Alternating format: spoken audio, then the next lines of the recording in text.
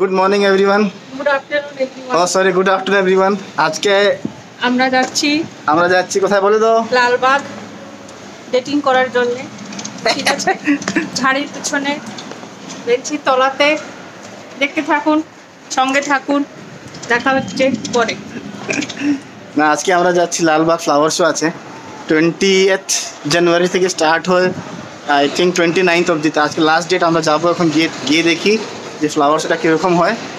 So ভিডিওটা last অবধি দেখবে, এনজয় করেন আজকের ব্লগটা, ভিডিওটা। টাটা।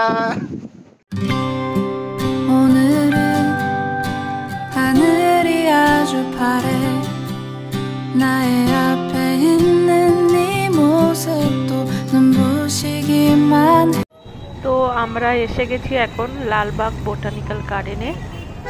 এটা ব্যাঙ্গালোরের একটা খুব ফেমাস বোটানিক্যাল গার্ডেন। আমরা পৌঁছে গেছি লালবাগের ব্যাক গেটে।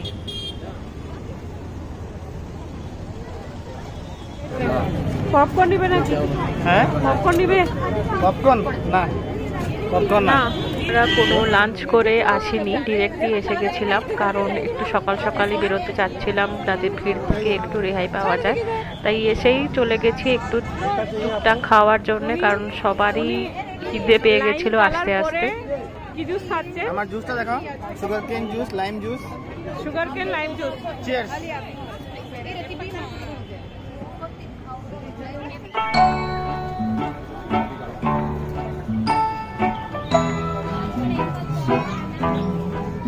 সিঙ্গাড়া সেল হচ্ছে, পাবে? সমোসা সেল হচ্ছে। জুস খেয়ে খেয়ে হাঁটছে। তো এন্ট্রি হয়ে গেছে লালবাগের ভিতরে, এন্ট্রি হয়ে গেছে আমাদের। টিকিট হয়নি এখনো। হ্যাঁ, এবার হয়নি, টিকিট হয়নি না? টিকিট আমাদের দিচ্ছে না। আমরা টিকিট দিতে যাচ্ছি, লোকজন ফ্রিতে ঘুরতে যাচ্ছে, আমরা টাকা দিয়ে ঘুরতে যাচ্ছি, কিন্তু আমাদের দিচ্ছে না। আর এই হলো টিকিট কাউন্টার। আমরা এসে গেছি টিকিট কাউন্টারের কাছে। টিকিট কাউন্টারটা ভেতর থেকে ঢুকে অনেকটা একটু দূরেই। আর 75 রুপিস ইচ টিকিট প্রাইস, এটা ফ্লাওয়ার শো এর জন্যে। তো এন্ট্রি হয়ে গেছে। এন্ট্রি হওয়ার পর জার্নিটা স্টার্ট। এদিকে পাহাড়ের উপরে কি হচ্ছে? হ্যাঁ,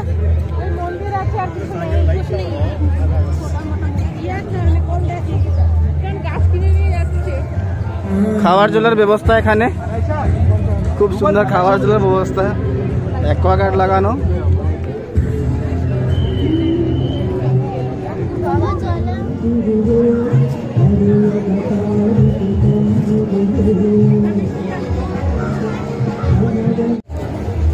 ফার্স্ট গেট এন্ট্রি করছি আমরা বনসাই পার্ক। তো আমাদের প্রথম ডেস্টিনেশন হলো বনসাই পার্ক, নাম দেখেই বুঝতে পারছো। আর ভেতরে এরা যেমন বনসাই মানে জানো সবাই, তো কিছু কিছু গাছকে ওরা বনসাই করে রেখেছে। তবে যেহেতু লালবাগ এই ফ্লাওয়ার তো এই ফুলগুলো তো আমাদের জঙ্গলে পাওয়া যেত, আমার আসামের জঙ্গলে আছে। ভালো বনসাই কালেকশন এক্সপেক্ট করেছিলাম, যেটা এখানে নেই। কারণ আমাদের কলকাতাতে এর থেকে অনেক সুন্দর সুন্দর বনসাই বানানো হয়, যেটা এখানে আমি দেখতে পাইনি। খুবই সাধারণ বনসাই বানানো হয়েছে, তোমরাও দেখতে পাচ্ছ। লালবাগ বোটানিক্যাল গার্ডেন, ব্যাঙ্গালোরের এই বোটানিক্যাল গার্ডেনে অনেক স্পিসিস, অনেক রেয়ার প্লান্টস কালেকশন আছে। আর এটা 200 বছরেরও পুরনো কর্ণাটকার একটা বোটানিক্যাল গার্ডেন। এই গার্ডেন শুধুমাত্র প্লান্ট কনজারভেশনের জন্যই ইউজ হয় না, এটা একটা পার্ক হিসেবে ইউজ হয়, মেডিটেশন সেন্টার হিসেবে ইউজ হয়। আর এই বোটানিক্যাল গার্ডেন বছরে 2 বার করে খুব বড় করে ফ্লাওয়ার এক্সিবিশন করে, সেটা হলো 15ই অগস্ট আর 26 জানুয়ারি। তো তোমরা যে দেখছো এগুলো সমস্ত কর্ণাটকার ডিফারেন্ট কালচার, কর্ণাটকার রাজা সমস্ত যেই কালচার ছিল সেগুলোকেই ফুল দিয়ে, স্কাল্পচার দিয়ে ওরা তুলে ধরেছে। আর এখানে কিছু রেয়ার প্লান্টসের স্যাম্পলিং করা আছে, সেগুলো টেবিলে শো করে ওনারা সেল করছেন। তো এই ফ্লাওয়ার এক্সিবিশনের সময় অনেক শপও ভেতরে এসছে, যেগুলো অন্য সময় থাকে না বা পাওয়া যায় না। তো একটা ফেয়ার কাইন্ড অফ অ্যাটমসফিয়ার ওরা বানায়। তো এখানে মাটির জিনিসের স্টল বসেছে, আর প্লান্টস তো নার্সারি, বিভিন্ন রকমের নার্সারি তো আছেই। তো আমাদের খুব ইচ্ছা ছিল এই বাম্বু প্লান্ট একরকমেরটা নেওয়ার, কিন্তু আমরা কোনো ব্যাগ নিয়ে আসিনি বলে নিতে পারিনি। সুন্দর। আর দেখছো আরও কত রকমের সেমই ডিফারেন্ট টাইপস অফ নার্সারি এসছে, যেমন হয়।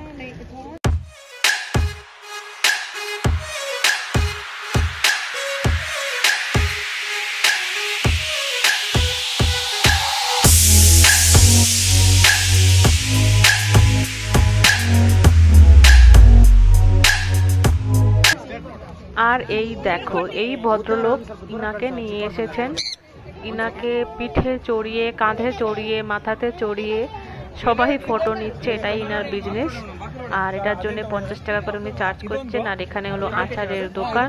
তোমাদের দেখে নিশ্চয়ই জিভ থেকে জল পড়ছে। শীতের দিনে আচার, চিপস, আর এগুলো হলো বাঁশের জিনিসপত্র। আর প্লান্ট আছে মানে প্লান্টারও থাকবে, তো ডিফারেন্ট প্লান্টার আর গাছ লাগানোর হাজারো জিনিস। ফাইনালি আমরা এসেছি, যেটা মেন অ্যাট্রাকশন হলো গ্লাস হাউস। এটা লালবাগের একটা খুবই ইম্পর্টেন্ট স্পট যেটা বলা যায়।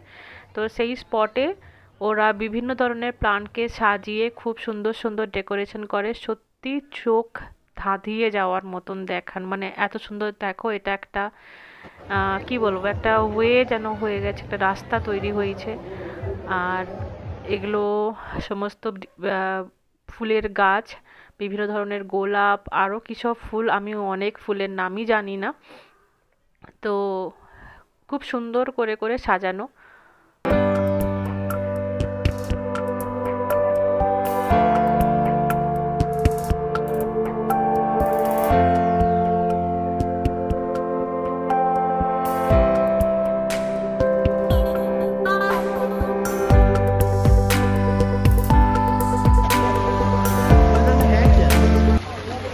গাছ দেখার সাথে সাথে ফটো তোলারও বিভিন্ন ধরনের স্পট বানানো আছে। আর বাচ্চারা যাতে বোর না হয়ে যায়, তাই বিশাল বড় একটা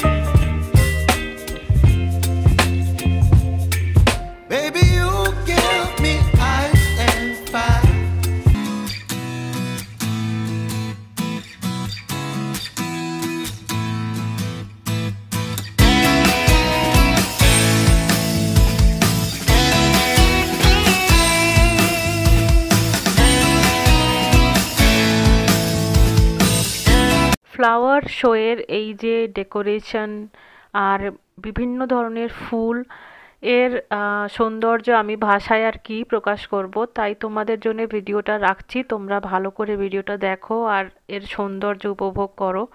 কারণ সত্যি আমার কাছে কোনো শব্দই নেই এটাকে এত সুন্দর করে বলার মতো।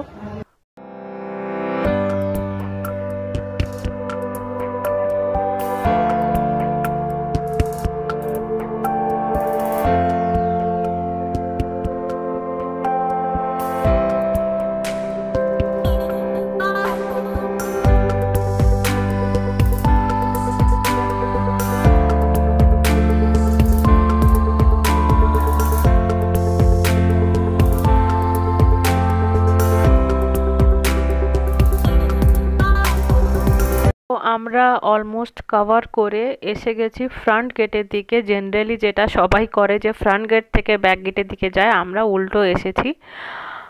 কারণ আমাদের অটো ওইভাবেই ছেড়ে দিয়েছে ব্যাক গেটের কাছে। আর আমরা ভাবলাম যে আমাদের ঘোরাটা বোধহয় খুব তাড়াতাড়ি কমপ্লিট হয়ে গেছে, আমরা সব কিছু কভার করেছি কিনা আমরা নিজেরাই বুঝতে পারছিলাম না। কিন্তু আমরা এত টায়ার্ড হয়ে গেছিলাম, কারণ খাওয়াও হয়নি, তাই আমি এখানে চেক করছিলাম যে সব কিছু কভার হয়েছে কিনা। এখানে একটা ভিউ পয়েন্ট থেকে একটা দেওয়া হয়েছে, কিন্তু আর যায়নি। আমরা শুরু হয়ে গেছি চটর পটর দেখে খাওয়ার জন্যে।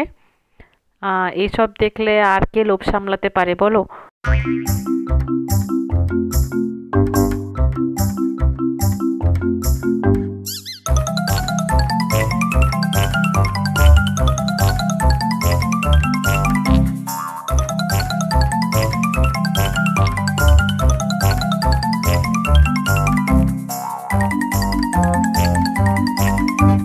পটর খাওয়ার পরে তখন বাজে 5:30। আমরা এসে গেছি দ্য ফেমাস MTR মাওয়ালি টিফিন রুমে, যেটা সবাই জানে MTR এর মশলা, MTR এর কত কিছুই পাওয়া যায় রেডিমেড। তো যেখান থেকে MTRটা তৈরি হয়েছে সেই MTR হোটেল বলো বা ক্যাফে টাইপ বলো, তখন তো আর এসব ছিল না, তো টিফিন রুম টাইপেই এটা বানানো হয়েছিল। তো সেখানে এসছে, এটা লালবাগের একদম সামনে, ফ্রন্ট গেটের সামনে। তো আমাদের অনেক ছিল যে লালবাগ যাব আর MTR একবার খাবো। আর MTR অনেকটা আমাদের কলকাতার কফি হাউসের মতোই অনেক ওল্ড, আর এখানে যথেষ্ট লাইন দিয়ে ওয়েট করে তবেই সিট পাওয়া যায়। আমরা অলমোস্ট ½ ওয়েট করার পরে সিটটা পেলাম।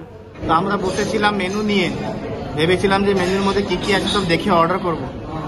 ডিসঅ্যাপয়েন্টমেন্ট হয়ে গেছে। এখানকার লোক বেটার যে এসে বলছে আমাদেরকে মেনু দেখে লাভ নেই ভাই, অনলি 4টা আইটেম আছে, বেশি বেলে ভাত, রামা ইডলি, ধোসা আর উপমা। এখান থেকে যা অর্ডার দেওয়ার দিয়ে দাও আর কফি খাও আর চুপচাপ ভেঙে যাও এখান থেকে।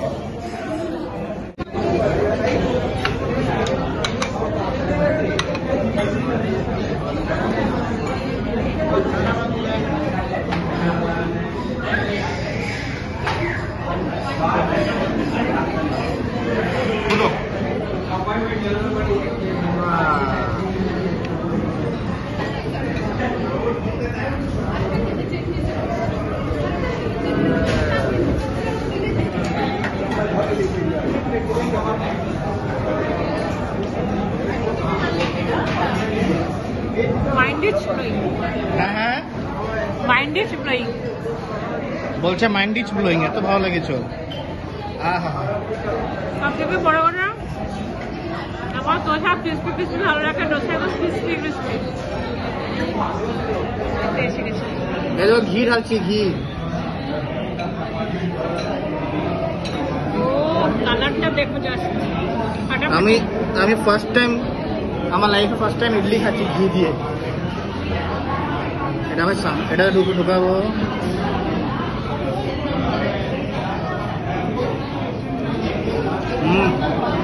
ভালোই লাগছে। এবার চাটনি দিয়ে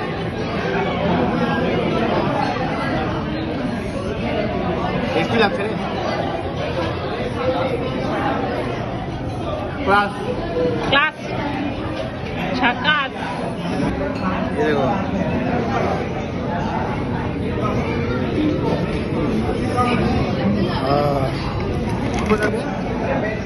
ক্রিস্পি। এরকম ঘি মাখানাটা নাও, এরকম উড়াও।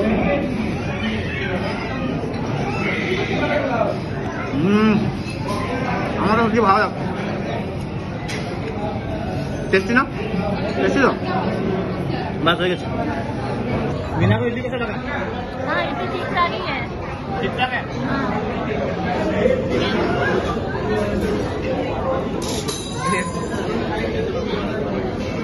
ওর তো ভালো হয়ে গেছে, ওর জন্য তো আইসক্রিম সরি কফি এসে গেছে। এবার ঢুকবে সবকিছু ভিতরে না? এবার ঢুকবে। তার আগে আমি একটু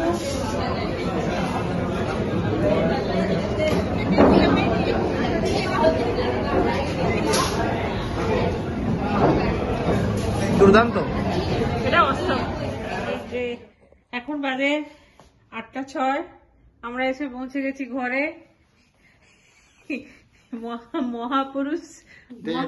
মহাপুরুষ অনলি আজকে একটা দিন চলে, উনি এখন ডেড ফিল করছেন। আমি আর্লি মর্নিং 7টার সময় উঠে, ঠিক আছে, 1.5 কিলোমিটার গিয়ে 1.5 রিটার্ন, মানে টোটাল 3, আর একটা রাউন্ড অফ লেক মানে আরো 1 কিলোমিটার, 4 কিলোমিটার। আজকে সকালবেলা উঠে আমি মর্নিং ওয়াকে গেছিলাম, ঠিক আছে, তাই একটু টায়ার্ড হয়ে গেছি। এইটা রিপ্লাইতে পারে আমি বলি, প্রত্যেকদিন ঘরেই আমি 4 কিলোমিটার হাঁটি, ঠিক আছে, ঘরের মধ্যেই আমি 4 কিলোমিটার হাঁটি, এই রুম থেকে ওই রুম, ওই রুম থেকে ওই রুম, আমি হাঁটি। আর আমি এখন অব্দি টায়ার্ড নই, এখনো অব্দি আমি এখন বানাবো এগ কারি ডিনারের জন্য। তাহলে ব্লগটা এখন শেষ করছি ব্লগটা এখন। Bye bye guys, tata. দেখা হবে আর পরের ব্লগে। অন্য আরেকটা ব্লগে, Bye bye. Bye bye.